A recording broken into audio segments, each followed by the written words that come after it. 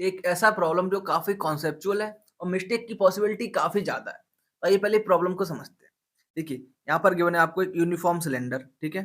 जिसका मास यहाँ पर आपको m और रेडियस r है, जो कि रोल कर रहा है without slipping over a horizontal plane, ठीक है? अबाउट ए पॉइंट O, ठीक है? यहाँ पे आपको दिख रहा है।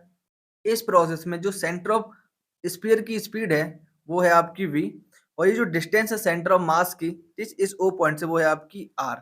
अब यहाँ पर आपको बताना है kinetic energy of the sphere. I hope problem आपको क्लियर है। इसको सॉल्व कैसे करना है, आइए समझते हैं। सबसे पहले विजुअलाइज करने की कोशिश कीजिए कि आखिरकार मोशन हो कैसे रहा होगा। इसको हम लोग 3 स्टेज में समझते हैं। तो सबसे पहले मान लीजिए ये जो आपका स्फीयर है बहुत छोटा है, यानी कि एक पार्टिकल है। तो देखिए आपको यहाँ पर क्या दिखेगा, ये रहा आपका सेंटर, ठीक है, O। इसके बाद यहाँ पर ये आपका रहा पार्टिकल, ये मूव कर रहा होगा v की स्पीड से। तो देखिए यहाँ पर क्या-क्या दिखेगा आपको, केवल और केवल सर्कुलर मोशन, राइट? क्या दिखेगा आपको यहाँ पर? Circular motion. एक बात हो गई। अब दूसरी बात देखिए, ये पार्टिकल जो है आपका यहाँ पे थोड़ा-सा बड़ा हो रहा है, ठीक है? अब देखिए यहाँ पे आपको क्या दिखेगा साथ ही साथ, ये तो v की स्पीड से ऐसे मूव तो कर ही रहा है सर्कुलर मोशन में, साथ ही साथ देखिए जब थोड़ा-सा बड़ा हो जाएगा, तो यहाँ पर आपको दिख पा रहा होगा कि यहाँ पर ये रोटेट भी कर रहा है। किसके अबाउट देखिए? अपने सेंटर ऑफ मास के अबाउट, ठीक है? ऐसे लुढ़कता हुआ गोल-गोल जाएगा आगे, राइट?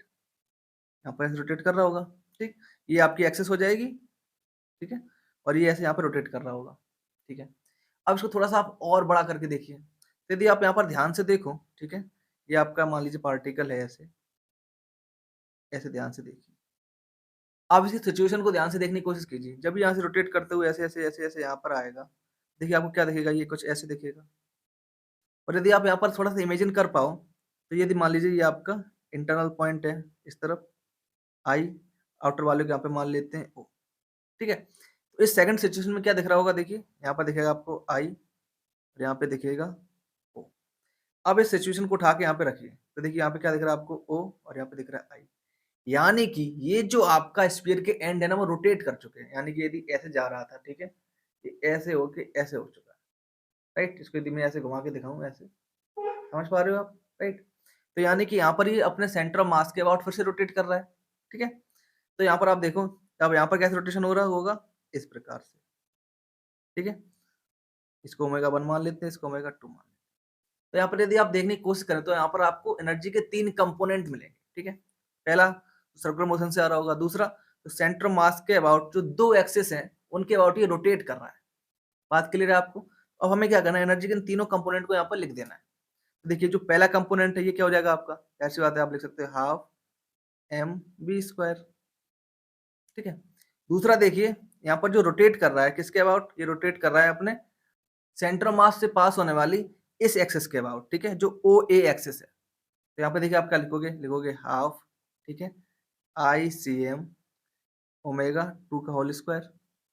ना ओमेगा 2 क्या होगा? देखिए यहाँ पर V इज़ इक्वल टू क्या लिखोगे? Small r into omega 2, right? क्योंकि यहाँ पे विदाउट स्लिपिंग है और इसकी जो रेडियस है वो स्मॉल r है। किसकी रेडियस? इस स्फीयर की।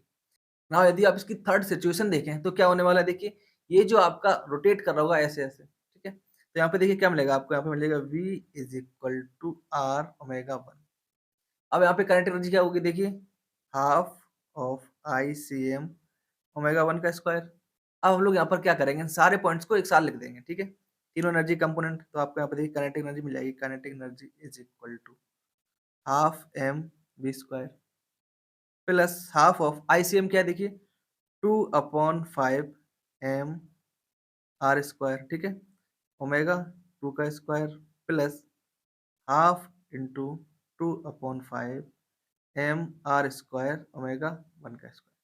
अब यहाँ पे वैल्यूज को पुट कर दीजिए। तो ये जो आपका था r स्क्वायर ओमेगा स्क्वायर, इसकी जगह तो आ जाएगा v का स्क्वायर, ठीक है? और बट यहाँ पे देखिए, यहाँ पे आपका स्मॉल r ओमेगा 1, तो यहाँ पे आपको क्या मिलेगा देखिए, इसकी जगह मिल जाएगा v square upon capital R का स्क्वायर। अब आप इन सारी टर्म्स को एक साथ लिखिए और आपको यहाँ पर आंसर मिल जाएगा।